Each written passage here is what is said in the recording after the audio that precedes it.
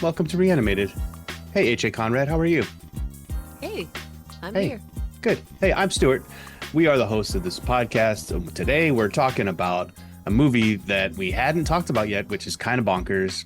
Night of the Living Dead from 1990, the Tom Savini-directed remake. Very interesting story behind this film, why it got made when it did. And because there's been so much of a money grab off of the original IP because of weird reasons that they lost the ability to make money off of it. They lost copyright. So fascinating. We can talk about it. But we've also got a little bit of news to talk about. First of all, and this has been news for I think a few weeks now, but the New York Times wrote up how the original Monroeville Mall is set to be dismantled, demolished, and some fans got to go and enjoy it before that was the case, including fellow zombie podcasters, Zombie Book Club, who I know were there actually. I saw some of their photos from the event. Cool. What did you think about this story, though, AJ? I mean, I think it's pretty sad that they can't do anything to figure out a way to make some part of this. I mean, I think it's a full demo and the people have gotten notice that they're gonna have to vacate it by I think April of 2027. And I don't think I don't know. The things were pretty well preserved in there, so it's sort of surprising to me that something couldn't be done to at least preserve some part of it. It's kind of a bummer, but I think it's fun that they actually got to have a goodbye. But and I'm sad that I've never gotten to go. So, but at least they let them have a last hurrah. Yeah, I think that's a nice silver lining to this.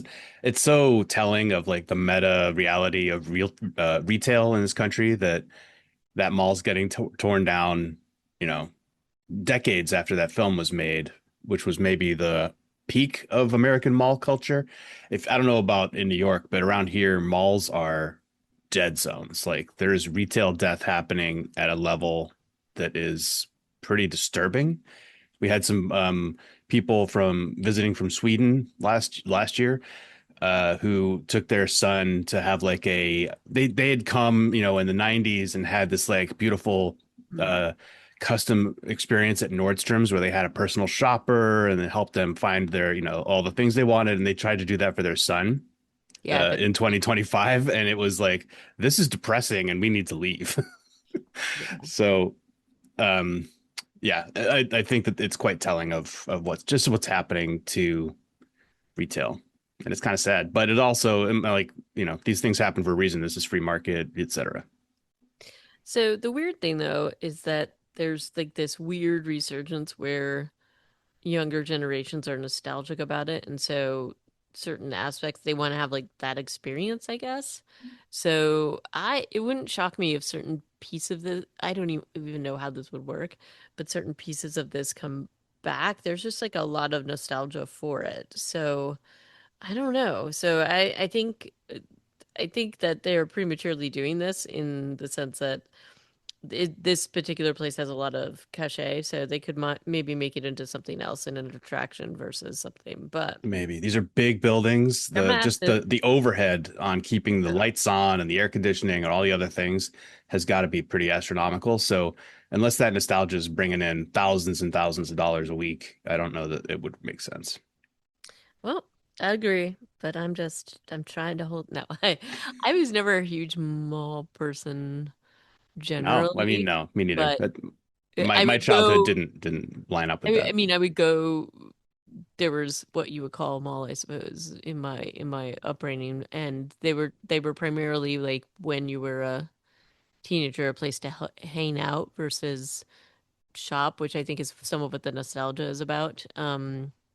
But generally, I hate shopping, so I do recall going. I would go if it was like desperate to like get whatever I needed to get, but it wasn't something. And of course, I grew up in like a rural place that Yeah, too, I so mean, it's a little different. I think it's so, a little different if you grew up like yeah. in a more like s- like suburban setting. In Chicago, when I was in high school, I was a teenager, I would go to a mall near my house with friends and we would have something to eat. And Yeah, then I that's think that was the end of the experience. Like we didn't go and sit down on the benches or something, and or in the food court. but yeah, so that was like it was kind of a contained area, I guess, that was fine, but I don't know. I did not have the go and hang out at the mall all day experience, which I think was a thing. Yes. Yeah. Anyway, it wasn't for me, and now it might not be for anybody. So Mallrats will be a nostalgia film. oh wow, it already is, isn't it? Yep. Okay, so that's the Monroeville Mall getting taken down. Next up in the news, we've got Bloody Disgusting has a teaser about an upcoming vampire movie called Sundown, and I wonder if they'll be playing that that song, which was in Salem's Lot. We shall see. Um, Rebecca McKendry is the one bringing this film into reality, and the stills that are in the Bloody Disgusting article, the effects look pretty raunchy. Not raunchy, but like the just the effects on the mouths of these Oh vampires are yeah, they look pretty gross. So, ugh. I was yeah, I was not pretty excited. gross. It looked kind of gross. So we'll have to track that and see if we're not grossed out too much to maybe review that eventually. Yeah, and the log line is three generations of women who reunite in a remote cabin to avenge a loved one's death, only to discover their captive isn't who he seems to be, and his family is closing in, waiting for sundown. Dun, dun, dun. Dun, dun. Well, I look forward to seeing that eventually. Maybe we could talk about it on this very podcast. Maybe we can. Conrad, you've been eagerly anticipating the release of Black Zombie, the documentary. Did you see this other article from also from Bloody Disgusting? What about the release that it's going to be coming out in September? You say it's coming out in September? I do. I say My it. goodness. Yep. Yes, that's the news. We weren't sure. So, okay, September 11th in theaters, select theaters. So, rip me. You get Sorry. to you'll get to see it. It's fine. Documentaries, I don't think get a very wide release generally. Uh, but then hopefully it'll be on streaming, and then we can watch it and talk about it for this very podcast again. Yes. So, but I'm excited to see it. So, anticipating that. I am surprised it got a theatrical release. So that even a small one. So I think that that's a nice little triumph. So I'm excited to see that. I think it did well at South by Southwest as Did part really of well. it. So, Yeah. uh, And who knows? Maybe we'll it'll get a chance here. Now that I have an art house theater in my town. There's you never know. You hmm, never know. Um and then finally, or not finally, but there's a an article in Deccan Chronicle this week, which is a an Indian news outlet talking about how many zombie movies are being produced in Bollywood right now. So they're kind of saying, this used to be a thing that came out of Korea or Hollywood, and now it's a thing that Bollywood is getting into. And so I think there might be more fodder for the podcast. Just we've done one. No, we did Rise of the Zombie, I think was the name of the film we watched, which was a an Indian film, and then we watched that series during COVID, but I've forgotten the name of it. yeah, but it's apparently fiercely competitive. So there's like a lot of different things that are going to be coming out and being released at the same time. So it's a little bit, it caught me a little bit by surprise because I knew that there were some things in development, but I didn't realize that it was now like, so maybe it's having a moment, which is great. So we'll keep a track of that and see what Yeah. Hey, and if they've comes got out. catchy dance tunes or dance numbers, then sign me up. Yeah. Something that zombie movies have direly needed. And Then finally, there was a couple of different, news sites, and I'll use that word in air quotes. We're highlighting an upcoming film called Turning Point, unfortunate name, starring DJ Qualls and some other people who I did not recognize. And that'll be coming out on streaming soon. The trailer is available online if you look it up, Turning Point 2026, and try to avoid all of that other garbage. Um, but it's not an amazing trailer, or it doesn't uh, really sell this film very well. So I'm not sure. What did you think of? Did you see it? I did. I thought the same thing, and I was like, ooh, I do love my DJ Qualls. He's just such a funny little. character actor who has obviously a horror. Um, um, he's featured in quite a few different things, so I'm excited to see him. But I don't know that this is showing whatever this film is to the best advantage. So we'll see what happens. But um, it has an interesting cast. So I think I will delay my review until we actually see a little bit more. But the trailer was kind of I don't know. it If I looked knew cheap. nothing about this, I would be like, oh, this is not a good idea. The It feels like they're yeah. struggling a bit. Just let's put it that way. Yeah, the premise is two people break into a guy's house who maybe is a drug dealer. When he returns home having been bitten by a zombie and then turns into a zombie after having train spotting to his house and like sealed all the doors closed with planks of wood. So then they're trapped in there as he turns into a zombie.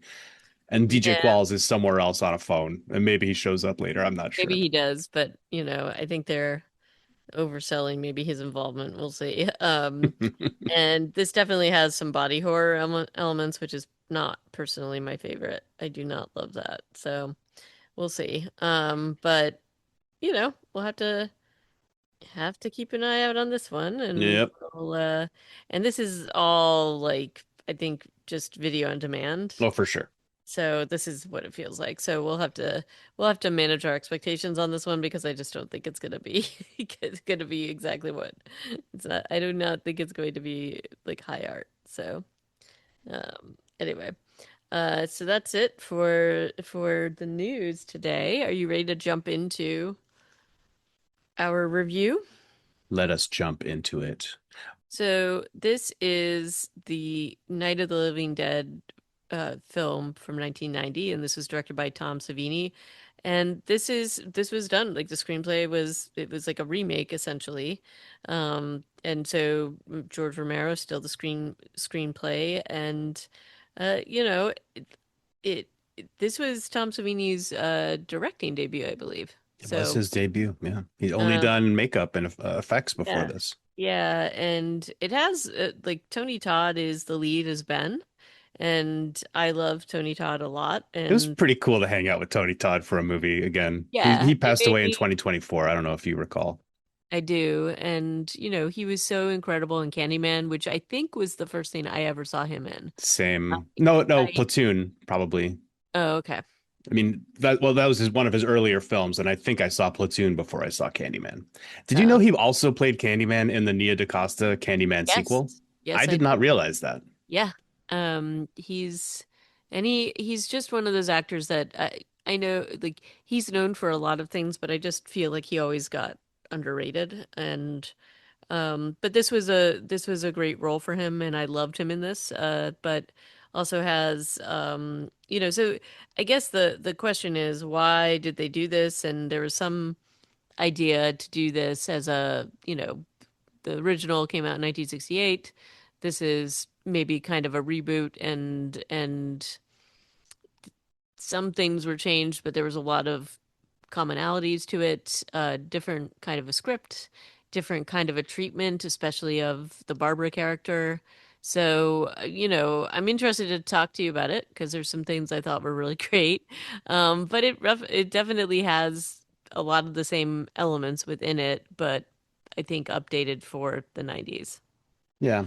So the way I picture this is kind of like when Taylor Swift re-recorded her whole discography so that she could get out from under the oppressive thumb of her previous distributor.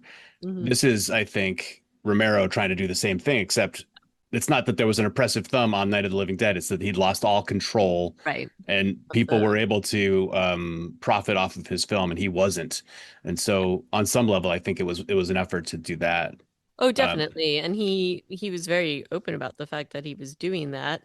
So it was and just for those people who I'm sure anybody listening to this probably is aware of it, but basically there was a an error by the original distributor of Night of the Living Dead that essentially made the original film part of the public domain like instantly, almost instantly. So um, and anybody could duplicate it, sell it, and so this was essentially to secure copyrights and get income for Romero and other people. So Um, so a way to basically um take back the Living Dead night, I guess. So, and Tom Savini, I think, had been at this point living, like looking for an opportunity to enter into the directorial space. Obviously, he had was well established as a special effects artist, and it's kind of interesting because this film, you would expect it to be a little bit more gory and some of his calling cards more apparent, and it actually wasn't that as gory. It was a little bit more real. I think he tried to really honor sort of some of the original vibe. So I thought that was an interesting thing. And I think he wanted to be taken a little more seriously, but I will um say the some of the zombies are really good in this they film, are especially very when you good. consider it's the 36 years Yep. old. And it's all Um, practical Uncle effects. Regis is like Uncle Reg, Oh yeah. fantastic Ugh. looking zombie. Like, and I don't know that there were too many clunkers here. They had some of the non-hero zombies, of course, who were just in the background, but yeah. So I thought that like Tom Savini was doing his thing and it was really working. The one thing I think that felt very Savini to me was the blood splatter from Helen getting bit onto Yep. the trowel. You're just like, Yes. oh, that feels a lot like something that Tom Savini has done many times in the past. And there were definitely things that were very Romero, like the nude zombies wandering in here and there, or like, I don't know. There were there were some great zombies featured within this that I enjoyed. Yeah. So Another performance that I really, really enjoyed was Patricia Tallman, yeah, who she did a great plays job. Barbara Todd.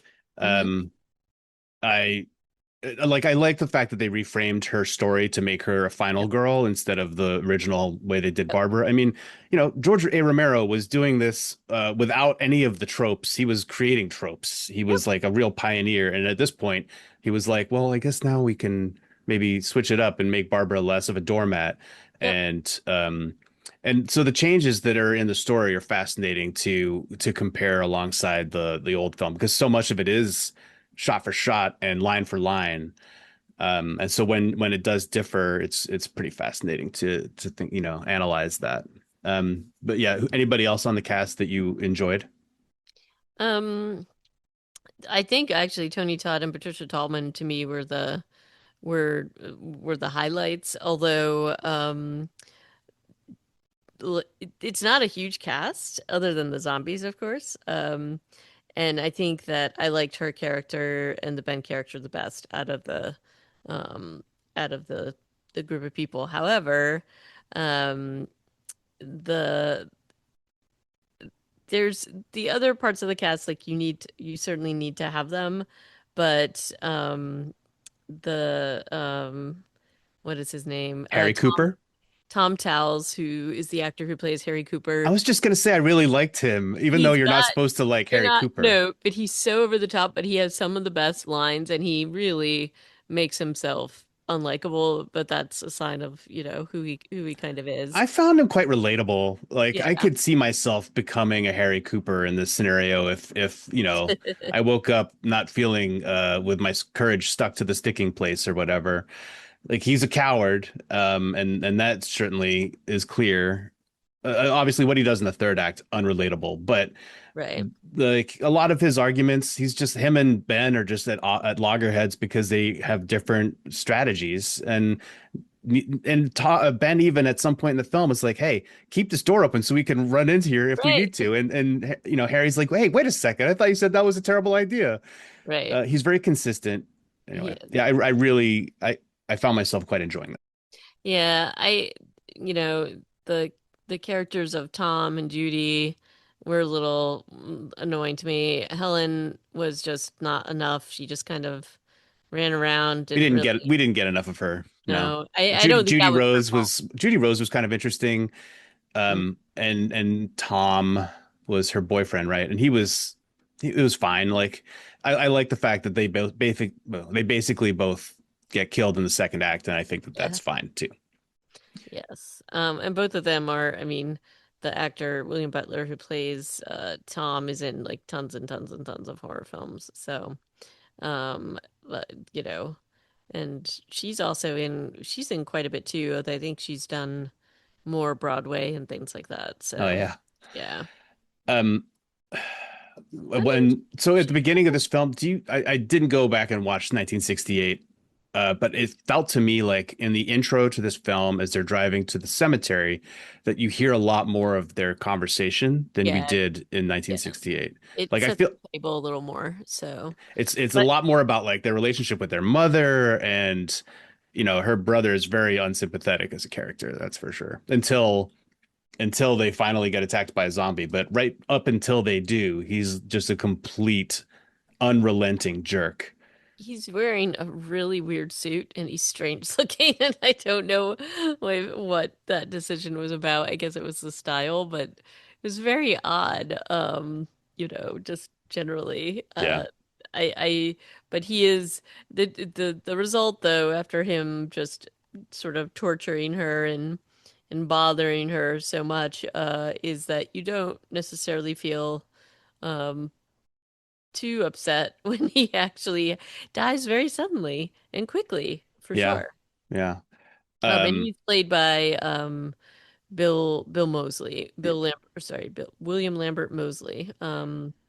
And so that was just kind of um I was just like, wow, that I was like, that happened so quickly. So and an interesting trivia is that the guy who plays Sheriff McClelland at the end of the film is Russell Streiner, who originally played Johnny in 1968. So you have a nice kind of bit of symmetry there. I think he was the only member of the original cast who shows up in this yeah, film. yeah, Yeah, but now he's wearing an eye patch and he's 30 years older, so he yeah. doesn't, or less, not 30, but 20 something years older, and doesn't, so he doesn't look like he did then. But yeah, it was funny it was nice that I knew that that was coming up so I could look out for it. Mm. Um, I'm trying to remember who played. Okay, no, George Kosana played Sheriff McClelland in the original, and I don't know who that is. He doesn't look familiar. Um, So the what did you think of the graveyard scene? Obviously, this is Barbara at her like some of her least enjoyable, where she's It just like is. hounded by her brother. She's just constantly like upset and flustered.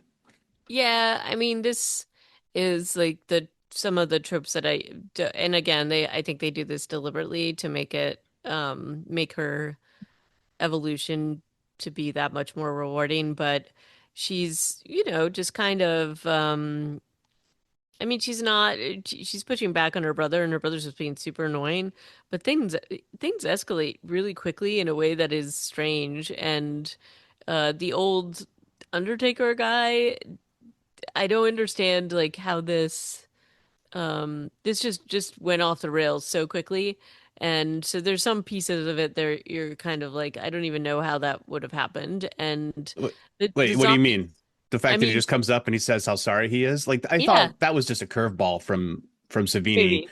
to be like, oh, you think he's a zombie? No, Oh, he's just like weird. And the anyway, zombie's like apparently hiding behind a gravestone very close by because right. he pops out of nowhere. He pops out suddenly, but they're also not incredibly strong. They're just kind of unwieldy. So But they this can wield bricks. they can apparently. And so so this, but I did love the sequence, so he dies really quickly and brutally, like Johnny does. He gets his head knocked into a gravestone by the weight of the zombie. I actually thought that that was a pretty brutal and like sudden and kind of shocking way to come off. Yeah, And he basically I, trips and hits his head. Like that's yeah, his well, death. because But of that the weight of means, yeah, yeah, because there is a zombie tackling him. But what that leads to is a divergence almost immediately because Johnny reappears in the original film, yeah, and I think Barbara is killed or carried away by him yeah, when she's and killed that, in the original. yeah,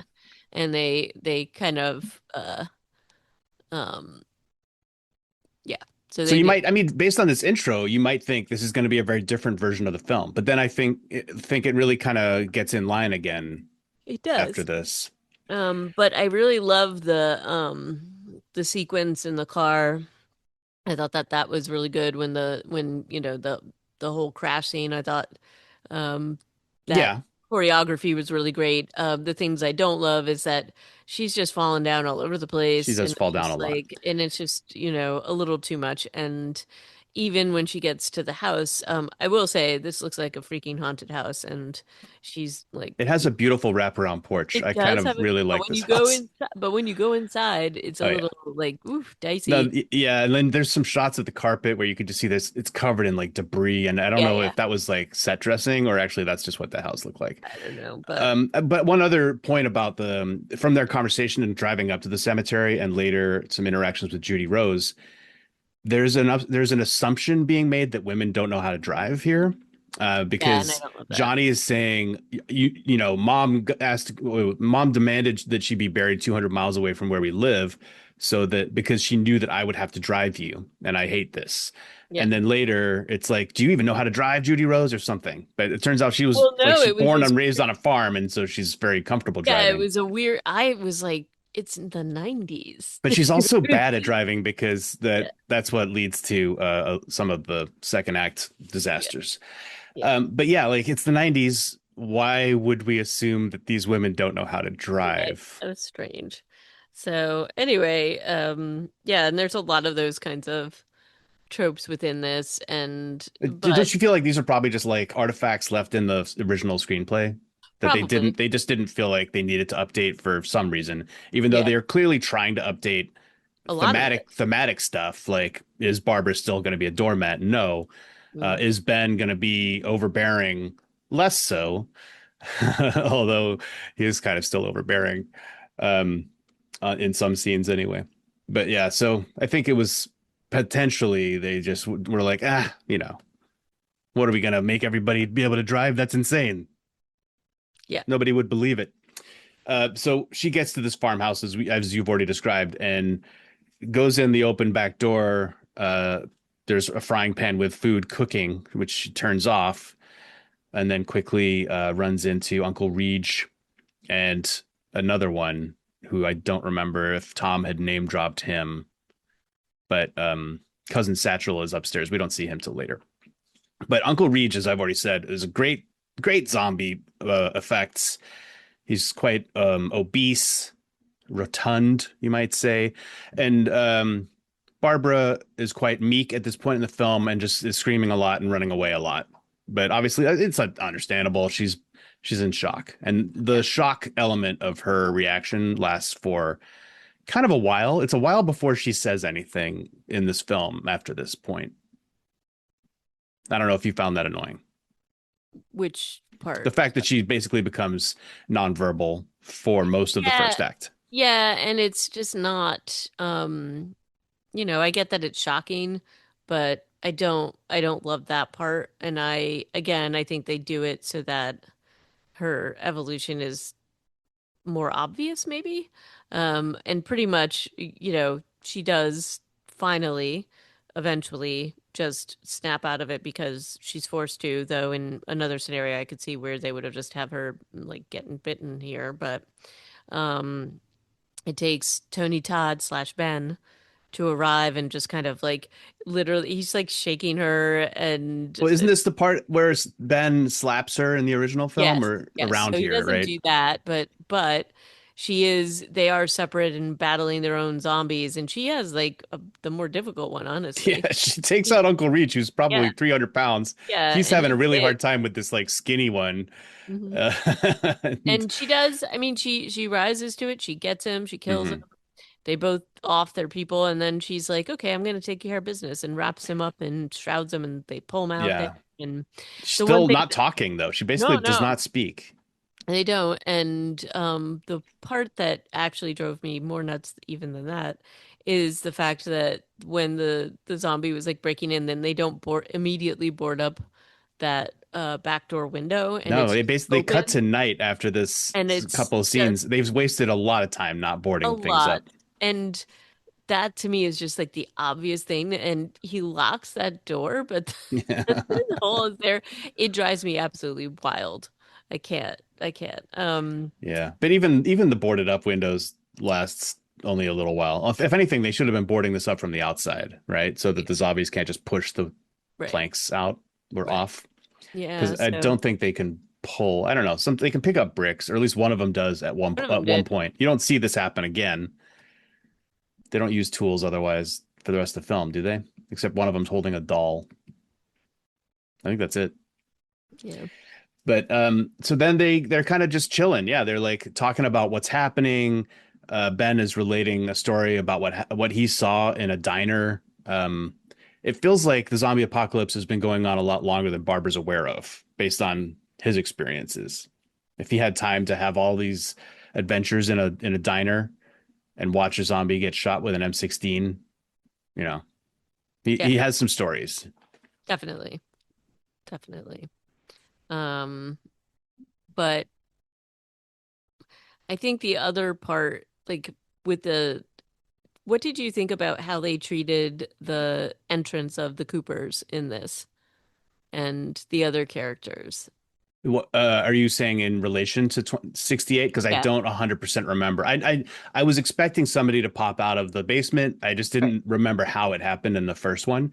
Yeah. Um, it's they're immediately arguing, like, Yeah. but yeah, suddenly Tom and Harry pop up, and because Barbara screams, Ben rushes to help her and hurts Harry with the door, and then they're arguing immediately. And it's some of this like dialogue style of that I think is also relates to 68, but also maybe in the 80s and 90s people wrote dialogue this way, but it's a lot of fast talking and interrupting, a lot of yelling. And that's kind of a lot of the rest of the film is a lot of yelling at each A lot of other. yelling and a lot of hostility between these groups and disagreements. Yeah. So, It takes a long time for Tom to even tell the story. Like, he's apparently related to the people in his house. This is his uncle's house. But Harry keeps interrupting. His wife is also yelling from downstairs, what's going on. Um, and Harry's a very unlikable person. He's yelling at everybody. He's yelling at his wife. He's yelling at Ben. He's yelling at Tom. I don't think he yells at Barbara, but he does eventually. he does. Yeah. And he's wearing a tuxedo. Was Harry Cooper wearing a tuxedo in the original? I don't remember. This is terrible. Ben is wearing like a shirt and tie and slacks, which he is in the original, which I Like the think, Coopers definitely were coming from a wedding or something fancy. yeah, They're all dressed up. they're dressed to the nines. Barbara's still in her skirt, but at this point, I think it's like tucked into her something. It's tucked, it's like hiked up in some way. Yeah, and eventually she gets rid of that and switches to pants, and then the transformation is complete. It's fully complete by then. Well, actually, I guess it's fully complete by the time it's the next morning and she's turned into some other kind of person. But here, yeah, once she puts on those pants that she finds, and she's already like grabbed a pair of boots off the back porch, and you can tell that she might not be talking, but her actions are speaking louder for sure. Hmm. So there are a lot of discussions at this point as the Coopers and Tom and Judy Rose come up out of the basement, and they're saying, "All right, are we going to hide in the cellar? Are we going to fortify the house?" I forget exactly when Barbara says for the first time we should just Yeah. leave, but Yeah. that's her thing. Like she's like, "All right, there's three more zombies coming. Let's get out of here. Let's get out of here. Look how slow they are." We can just run by them. We can just walk quickly by them, she says multiple times. And Ben is like, "Yeah, Eh, maybe, but no." So she goes along with what he wants to do, as does Tom and Judy Rose, but it's clearly not great. They have guns. They have a couple of guns. So it's, they have a bit of a plan. a bit, but Um it doesn't, I guess part of it is that, I mean, ultimately it's the decision. Do we try to stay and wait for help or actively help ourselves? And then there's kind of an in-between thing, which is let's go and look for help, but we're not guaranteed that we will get that. And there's obstacles in the way. yeah. So, I definitely think the plan to get the keys for the gas pump and then use the truck to get away seemed a little fraught anyway. And they waited too long to do it. But I Yeah. also think her idea of just walking and kind of getting away from them seemed much more of a plan than the whole plan to get the gas for the truck. Uh, Eventually they would have to stop and sleep. It's that you remember the yeah, dead, anytime they stopped, there were suddenly 30 zombies around them in the bush. But here, the film tells us Barbara was right all along. But so they have all these like stacking up issues. Ben has arrived in a truck that's on empty. He's like, you don't want to get stuck out there without gas. Tom and Harry don't pop up out of the basement until too late in the day, and zombies are already starting to show up. But so they don't make this decision to go and fill up the truck until way too late. And they never find the right key until I Ben don't. finds it at the very end of the And it's movie. kind of it is a funny, not funny And it's moment. funny. It's like very clearly marked, you know? Right? It's clearly marked, and obviously, if they had done a little bit more searching down there, probably they would have found it. But it was Yeah. hidden for sure. So, Yeah. Uh, I like the fact that, they stack up these problems and the solutions in a way that kind of make it almost like a foregone conclusion that it would have gone the way it did. The only thing that they could have done differently, like obviously if they had all gone and hid in the cellar with the Coopers, it probably would have been fine, except that Sarah was down there and she was going to reanimate. But that should have been solvable with enough people. Although, you know what? The Coopers probably would have fought back. So maybe that would have gone badly anyway. But maybe. obviously, that door holds until the next day. Hmm. And also, Barbara's plan should have worked. But then again, Sarah was the liability and they wouldn't be able to carry her. Right. So yeah, there were issues on either side. True. But given their dynamic with the Coopers, there is part of me that thinks that it's unlikely that they would have stayed to help protect them. They could have locked themselves in the basement, and Ben and um, Barbara could have gone off to figure things out to get the help. Um, so I don't. There's part of me that doesn't feel that it's realistic that this would have. And I guess things do happen pretty quickly eventually, but I just don't know. To me, there was like a big gap here because I just don't know that maybe it's their obligation. I know Ben is concerned about um, Sarah. So and that maybe that's the only thing that's like kind of the honor of coming back to help them. But I still don't know that they would have stayed to help the Coopers, especially with the way Mr. Cooper is acting. So I don't know. That part felt a little unrealistic to me. So, um, Yeah. Um, so by this beginning of the second act, once Barbara has had her transformation and she's now got this Winchester rifle and she's shooting zombies and quite comfortable mm, shooting zombies at this point, and stabbing them and killing them. She's great. she's doing great. Judy Rose thinks she's crazy though, and there are still people who don't think these are zombies because on the news they found a TV briefly, and the news reader was saying, and this is a departure from the original film too, that some people think this could be from outer space or a disease or riots. So they're kind of mixing that up a little more. I think in the original it was like, no, this is for sure from outer space. But they kind of make fun of that concept in the newscast that they see. But so, and they're really playing hard into the nobody's ever seen or heard of anything like this happening before. And so Cooper doesn't believe that these are zombies or dead people coming back to life. And I think really it's just Barbara and maybe Ben. Yep. And certainly they don't also understand or know that a zombie bite leads to a zombie because they find out that Sarah's been bitten by a zombie pretty early, not early in the film, but halfway through, and they're not at all concerned, Yep. even though she's comatose on that table in the basement the whole time they see her. Yeah. So once, Barbara's got her pants on, she's got her rifle, she's definitely fangs out Yeah. and shooting Mr. Magruder and that Hare Krishna or whoever that was coming through the window after That was a Magruder good gets killed. one. I liked that zombie. And Um, Barbara is like trying to make it a teachable moment by shooting it multiple times and saying, "Do you think it's alive?"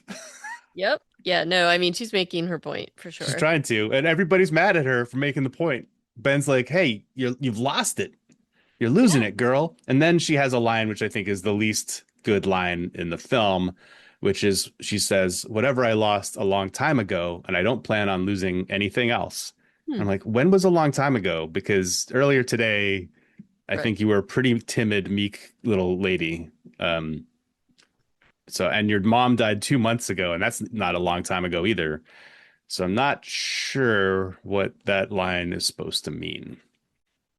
Yeah, I mean either. I think it's I mean, maybe it's more than just like losing her mother, but we got um a peek about what her life was like growing up just through how her brother is treating her, and he's making comments about their mother and how bad things are. So maybe it's other things going on. It's like maybe it's things through their upbringing as well as like the deaths of her family, but maybe it's more to the point something about her dynamic with them. It has to be, right? Because it can't be about today unless Yeah. they're, yeah. I felt almost like this line belongs in Day of the Dead or Dawn of the Dead. Yeah. Like when the zombie apocalypse has been going on for a while, that's when this line makes sense. But it doesn't make sense in Night of the Living Dead when she's just become hard boiled in the last 30 minutes. Yeah, for So sure. that would be my critique of that one line of dialogue. Uh, Harry Cooper hears the TV and they throw it down the stairs by accident on purpose, and that's kind of the last straw between these guys. And then they do the gas run. This goes a lot like the movie, the original movie. Is that correct? Like, Yeah, pretty much. Yep. is it Judy? Whose fault is it? Do you In this think? case, I don't know. I think Like, it's, they have I the wrong mean, keys, so they were kind of screwed no matter what. they have the wrong keys, but there's also like fire in the back of Why the, is there a burning torch in the back of the pickup yeah, truck? like let's take care of that. I know that Ben kind of threw it in there and there was like it was helping with the zombies, but Yeah. it's thrown in the truck and there's like brush in there. Like maybe we should take care of that. So that felt a little silly. Why is Judy Rose driving like she's NASCAR I instead don't of know. like we know that you just have to walk to get away from these things. But she is, I mean, we know why. It's like it's panic mode. It's fine. It's totally understandable, but it's there's a lot of it's a confluence of many errors that happen here. The most egregious of which being Tom deciding that he can shoot the lock off a gas pump without with a shotgun without having a catastrophic accident. Yep. And poor Ben is just struggling to catch up after being thrown out the bed of the truck by a J turn that Judy Rose makes on this dirt road when they explode. And everybody sees the explosion. And this is when Harry Cooper makes his move to get the rifle away from Barbara, whose only job really is to let them back in when they come back from the Right. gas run. Right. But She apparently might not know that Ben is the only one left alive. What did you have any thoughts about Ben's return journey from the gas? yeah, that was yeah, I don't know. To me it's like I guess you're proving that you could have run, but there's just lots of obstacles in your way. I don't know. It was just like kind of funny. I love the choreography here. Like It he's was doing good. It was combat good. somersaults, he's doing Yeah, judo. he is. He's He like has no weapon. he doesn't, but this is my thing. It's like you're capable of all of this. And I don't know that I agree with your assessment that you and Barbara couldn't make a run for it. You definitely could. So Yeah. that Yeah. Also, the zombies are afraid of fire, which is another kind of weird thing for new us thing, in right? canon. Like the faces they make as he holds out this torch against them. He had no reason to believe that they would be afraid of fire No, because they unless haven't he really reacted to anything they else. haven't had. I mean, maybe he saw this in the city where he came from, but uh, it was just an odd choice. But yeah, the weird like somersaults all the way back to the farmhouse, um, only to find that Harry Cooper has like wrested the gun away from Barbara, and then a police zombie comes in and they take he has all these guns. Apparently, he has two guns, so they take his guns, and then there's a shootout between Cooper and Ben. This is new or old? What is this? How does Harry Cooper die in the original? Um, Is he also killed by his daughter?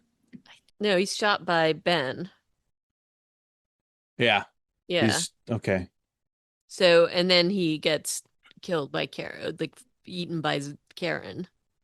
So, yeah. So they switched it up a little bit for sure.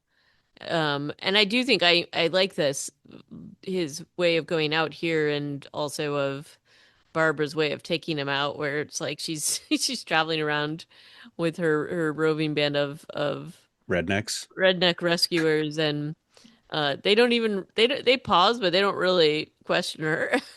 She's just I don't like, think these guys are questioning much. no, no, But yeah, so Ben and Harry shoot each other both of them are shot a couple of times. yeah, The difference here is that Harry goes up to the attic and survives, yeah. But and Ben does Ben not. goes down to the basement and does not. Yeah, We've also had shots here of Sarah reanimating and eating her mom or biting her mom with that Savini that's Savini splatter. blood spray. And she has come upstairs also. And that's partially why the shootout starts to happen, is because Ben points a pistol at reanimated Sarah, and Harry immediately starts shooting at him. Yeah, Um, and I will say, like, as unsympathetic as Harry is, I totally could understand a father not reacting this way, like yeah, thinking that he's still protecting his kid. Like, I it's totally get understandable. that. Zombie Sarah had also just walked right past him. Yeah, She was clearly, I mean, she ate her mom. That was not a conflict of interest, but was not prepared to eat her dad for some reason. So I'm not 100% sure I don't why either. they did it that way, but they also didn't want him to just die by, they didn't want both of her parents to get eaten by Right, her, I guess. right. I think they wanted to mix it up a little bit, and Yeah. they definitely wanted to switch up the ending. I mean, And they to certainly do. me, to me, the ending with Ben in the original is much more powerful because he has survived and he gets taken out by people that Yeah. that think he's a zombie and he's not, and so he's made it through. So that to me that's a weaker ending for Ben. Um, but the powerful, I guess they tried to swap it out with the Cooper thing, but Well, I mean, I it still, makes so much sense in the backdrop of 1968 to I mean, have, right, the black man be shot by a white posse right, under, and it's actually a mistaken identity right, situation, right, not a overt racist one, but it might as well be. right. Um, and so when Barbara, after Ben and Harry have shot each other, and Ben is now like kind of sagging back on the stairs, Barbara's like, "Come on, let's go," and he's like, "I can't. I'm really badly hurt." And Yep, so she's like, "Okay, the zombies are closing in." She tries to close the front door, but it doesn't close because there's a body in the way. And she kind of gives him this pained look and then just runs off into the night. yep. And basically is able to run away and proving her thesis of once Yeah, and for all that she could have done it and it was fine. She does have a hard time because she sees a zombie holding a doll, which I think is supposed to be a child, but the makeup on that yeah, it actor, it seems makes them weird. look like a grandma. So I'm like, why were you so upset about this grandma holding a Yeah, doll? I don't know. I don't know why, because I also thought the same thing. But Um, she's having a real hard time with that one. yeah, that one specifically, but And she mostly she's not shooting anymore. She's just kind of like pointing her gun at them and then, running. weaving around them Yeah. and Um, runs until she finds a truck and hears some noises, but then gets shot at. And it turns out to be her rescuers and the guy who like grabs her. it's kind of grabbing her in a weird way. They're like, these guys are, I feel like, dangerous to Yeah, her. She should not be hanging out with them much longer, I hope, after the end of the film. Although yeah, maybe they're going to be scared of her because she's gone kind of full psycho by the end of the film, too. yeah, She'll say things like, we're them and they're us, and then she'll just like stare at bonfires for a really long time. yeah. This is the new reality for Barbara. Hmm.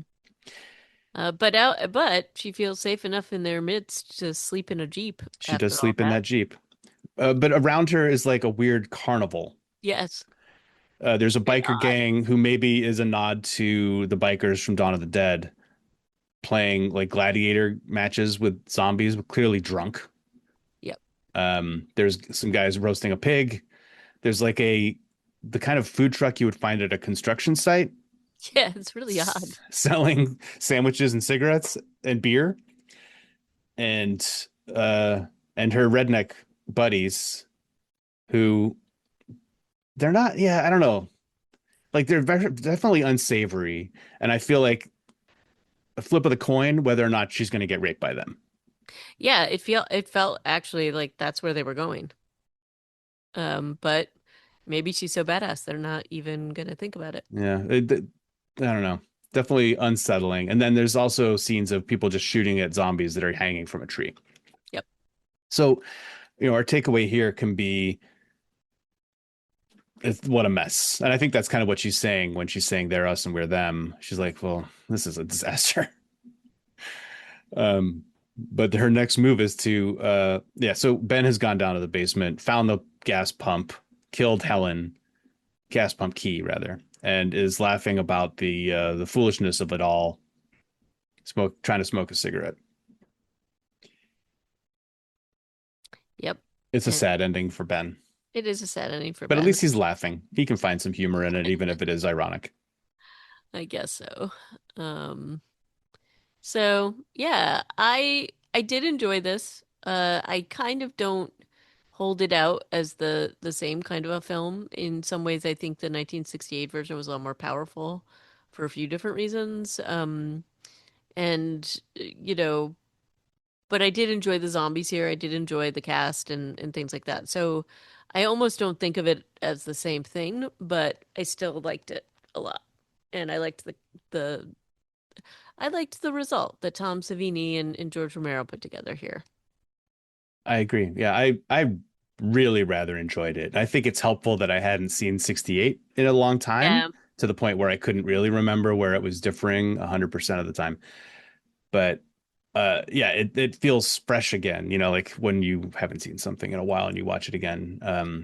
And I do So think that this successfully, like, people who are fans of zombie films and Romero especially, this definitely was like a thing that put it back there right in the 90s, and people were like, this is like this new thing, even though it wasn't. So, I think it successfully helped, you know, the genre and helped him specifically.